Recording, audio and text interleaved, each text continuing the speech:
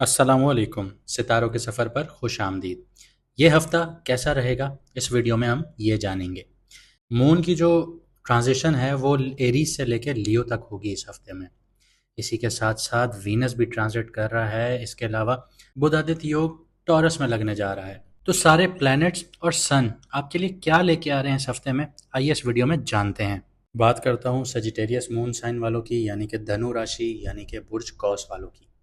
Moon इस हफ्ते आपके फिफ्थ हाउस से लेकर नाइन्थ हाउस तक ट्रैवल कर रहा है, जो इमोशनल एनर्जीज को क्रिएटिव और फिलोसफिकल जोन में एक्टिव कर रहा है। आपके लिए चार बेनिफिक प्लैनेट्स हैं, जुपिटर, वीनस, मरकरी, मून। लेकिन मून सिलेक्टिव डेज पर एक्टिव होगा आपका।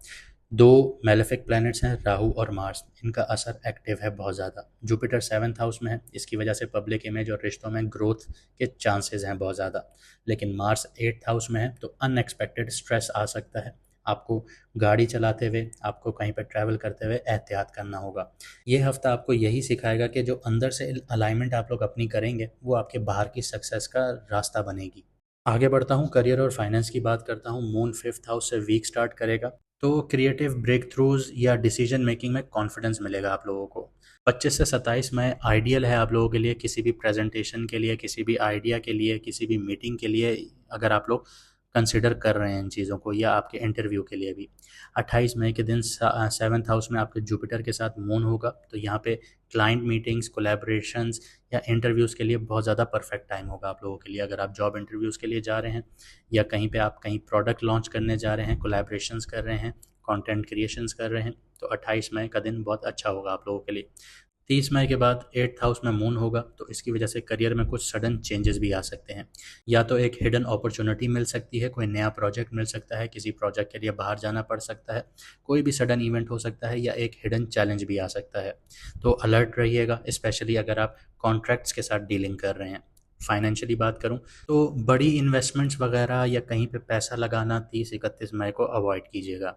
1 जून के बाद इन्वेस्टमेंट या लीगल डिसीजंस ले सकते हैं आप लोग। लव और रिलेशनशिप्स की बात करते हैं।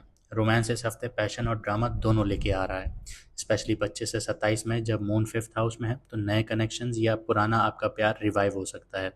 कपल्स के लिए 28 मई के बाद डीपर अंडरस्टैंडिंग पॉसिबल है। जुपिटर का इन्फ्लुएंस हेल्प करेगा लॉन्ग टर्म बॉन्डिंग्स के लिए, बट मार्स आपके एट्थ हाउस में है, तो ट्रस्ट इश्यूज या सीक्रेट्स अपने पार्टनर से छुपाना अवॉइड कीजिएगा, या उनके ऊपर ट्रस्ट इश्यूज के जो लेबल हैं वो नहीं लगाइएगा, वरना यहाँ पे रिश्ता आपका बिगड़ सकता है। तो बहुत ज़्यादा एहतियात से चलना होगा, थोड़ा डेलिकेट टाइम है। सिंगल्स की बात करूँ, तो यहाँ पे अनएक्सपेक्टेड मीटिंग्स हो सकती हैं आप लोगों की, किसी के भी साथ कोई भी ऐसा पार्टनर आपको मिल सकता है, लेकिन ख़ास तौर पे ट्रैवल के दौरान या ऑनलाइन प्लेटफॉर्म्स पर, स्पेशली 1 जून के बाद। हेल्थ और वेलबींग की बात करते हैं। मार्स आपका एट्थ हाउस में है, तो मेंटली बहुत ज़्यादा बर्नआउट फील करेंगे। हिडन हेल्थ इश्यूज आ सकते हैं, उनको लाइटली मत लीजिएगा। साथ ही साथ कहीं पर ट्रैवल कर रहे हैं, किसी गाड़ी में ट्रैवल कर रहे हैं, बाइक पे ट्रैवल कर रहे हैं, तो सेफ्टी प्रिकॉशंस पूरी कीजिएगा।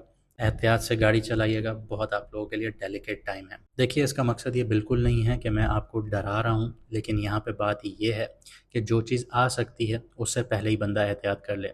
वो वैसे भी एक कहावत है ना, कि पछताने से बेहतर है कि आप एहतियात कर लें। आगे बढ़ता हूँ, मून का 30 मई को और 1 जून का जो पीरियड होगा, ये थोड़ा स्ट्रेसफुल होगा।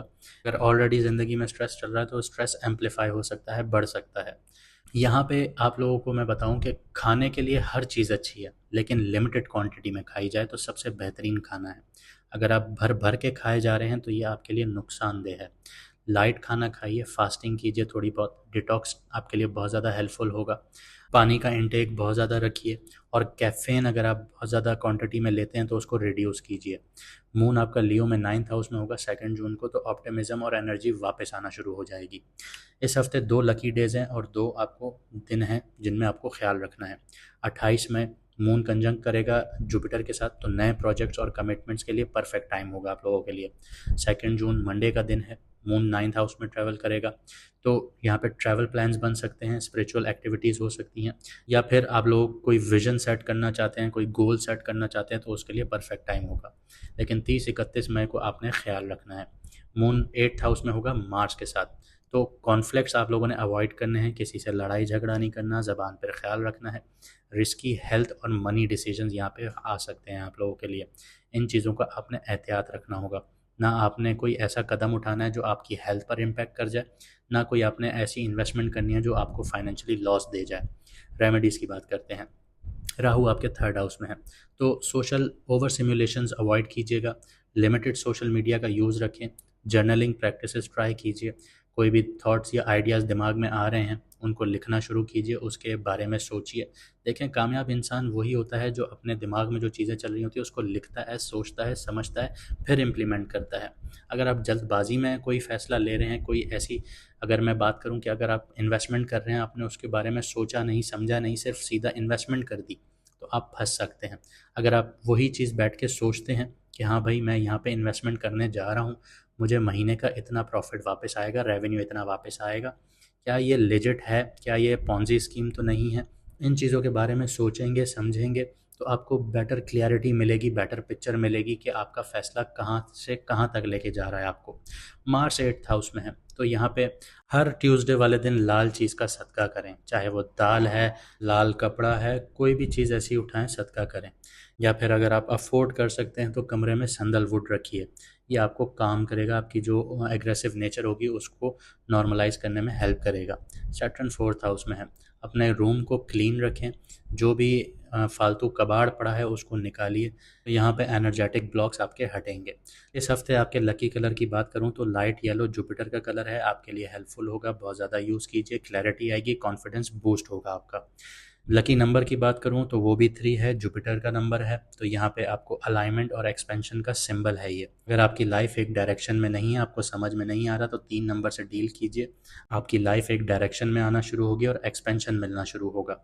आपके अंदर बहुत पोटेंशियल है, लेकिन इस हफ्ते आपको छठी हिस्स और स्ट्रेटजी के साथ काम लेना होगा, इन दोनों चीज़ों को बैलेंस रखिएगा, ये दोनों चीज़ें आपको आगे लेके जाएंगी। तो ये थी हमारी वीकली हॉरोस्कोप की वीडियो। उम्मीद करता हूँ आप सीखेंगे, आप अपनी लाइफ को बेहतर बनाएंगे, और यही हमारा मकसद है कि आप अपनी लाइफ को बेहतर बनाएं। सितारे आपकी किस्मत बदल नहीं सकते, लेकिन सितारे आपको रास्ता दिखा सकते हैं। आप रास्ता देखेंगे, उस रास्ते पे चलना ना चलना ये आपका काम है। बाकी ऊपर वाले से दुआ कीजिए, वो हर चीज़ का मालिक है, वो इस निज़ाम का भी मालिक है, वही सब कुछ करता है। अगर उसने कुन कह दिया आपकी दुआओं पे, तो ये सितारे क्या ही चीज़ हैं। बात सिर्फ इतनी है कि भरोसा रखिए। मिलते हैं अगली वीडियो में सितारों के सफ़र पर।